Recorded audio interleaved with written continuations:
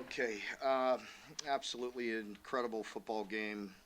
Um, Extremely disappointed for our players and our fans. Very very difficult loss. Uh, Not sure I've been a part of one quite like that, where we're so good in so many ways, and absolutely not good enough in so many different ways as well. So um, a lot of great things to build on offensively. We haven't had in production like that for some time, and that was so good to see. Defensively, obviously, we have some struggles, and we got to we got to get some things fixed. We are being put on an island on certain situations that we're not winning enough. We're not winning enough battles. You've heard me talk about that for years, and a team like that puts an awful lot of stress on you, sideline to sideline, and then obviously with the vertical passing game, and we didn't keep up with them. We didn't tackle very good in space, and we didn't cover very good.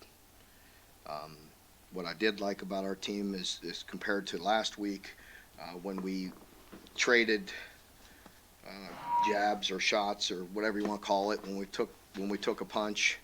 I love the fact that our team responded and came right back. And defensively did come up with some stops that gave us a chance. And we came up a few yards short again. Probably I don't know, maybe 10 yards for a field goal there, and give them credit. They are playing at an extremely high level, in particular on the offensive side, and had some tough matchups for us, and we got to play better. Questions. Mark, what happened to the secondary wasn't giving up yards like this early in the season. I know you all have had injuries on defense, but what exactly is behind that group these last few Yeah, I think it's a variety of things. I think with some of the defensive linemen going down, and with being thin and inexperienced. Again, no excuses. I mean, we will coach better, and they'll play better. And as I told the team, we've been a part of so many games where we've played so good on one side of the ball, maybe defensively, and just come up a little bit short on the other side.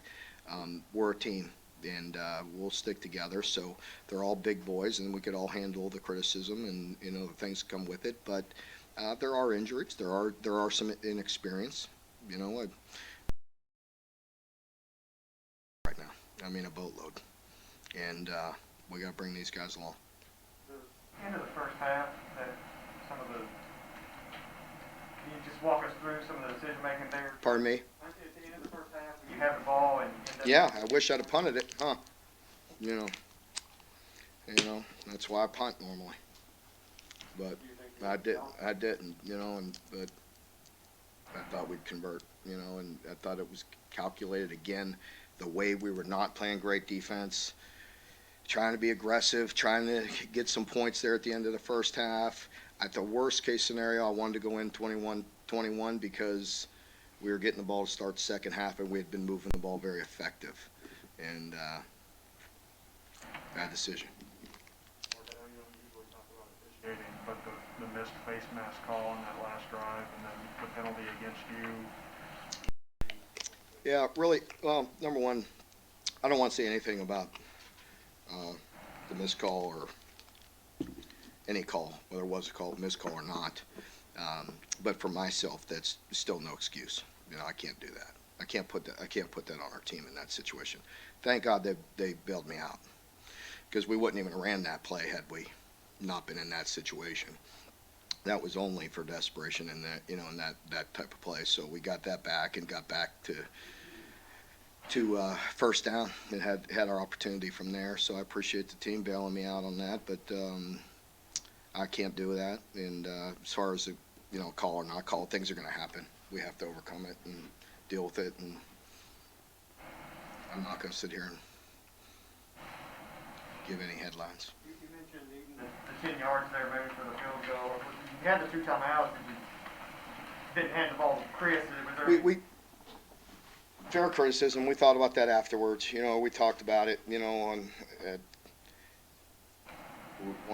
if we were converting, if we converted that third or fourth, we were going to go to. We talked about trying to split a run there. Woulda, coulda, shoulda. We Lamb called a really good game and offensively played really well in a lot of ways. There's a lot of crazy stats on this box score: 99 plays, 600 yards. What was the first thing that jumped out? Yeah, that. I mean, I think it was obvious. During the game, time of possession was kind of meaningless because we weren't getting stops. And then when we did get a stop or two, we got to be good enough to go down and score right there at the end, and we were close. We were close.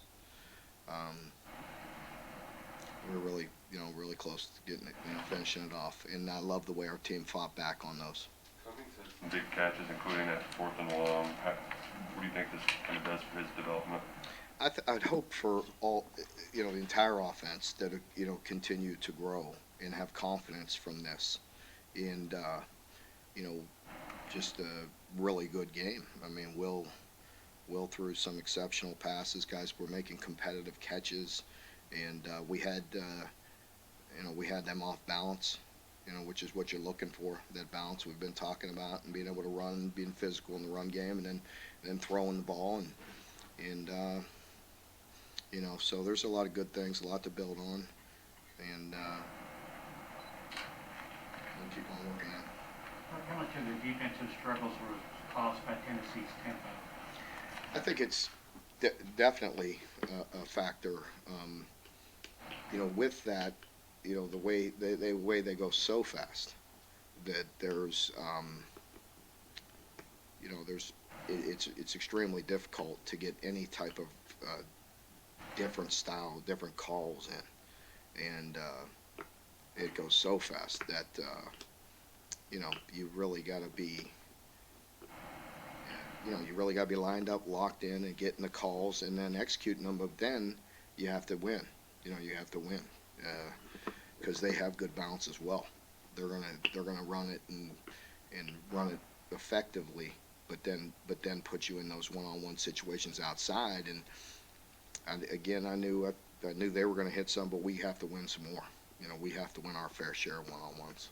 Like in the run game, If they made it past just the first line, there wasn't anybody anybody. for 20 yards. Can you just describe that phenomenon? Why? Yeah, a lot of it is because of those splits that they have. If you see how wide they are, so I think that's a big piece of it. Is they stretch out, both ways, and there's a lot of room in there. It's like Will did it a time or two to them, today, and it's even, I guess, more exaggerated against that style. That makes sense. You know what I mean? Once you're all cleared out and you cover the shots, got you covered, and then you split them, and there is some room in there. The quarterback, and when you have a quarterback run game or just him making plays with his legs, it's tough. You guys, well, obviously this year, another great crowd here tonight. What is it about this game against Tennessee that seems to, kind of deliver these big moments and really get the fan base going? Well, it was, we were trying to really deliver for them and have a great win, from a great game. It really was a great game, and won't feel like that to me, especially defensively.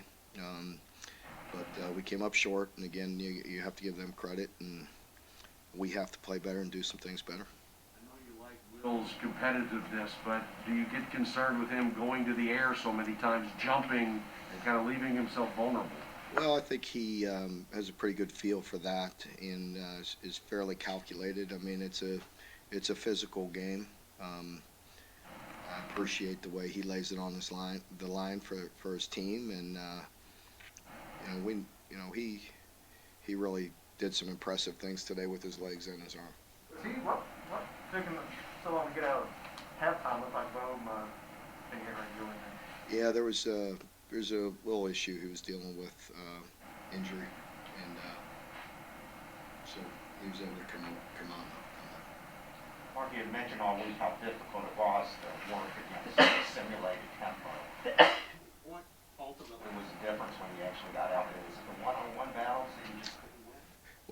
think, as I mentioned, it's really impossible to simulate their offense. I mean, they do that all day, all the time, and do it at a high level. So when you have scout guys looking at cards trying to run that tempo, it's completely impossible to simulate that.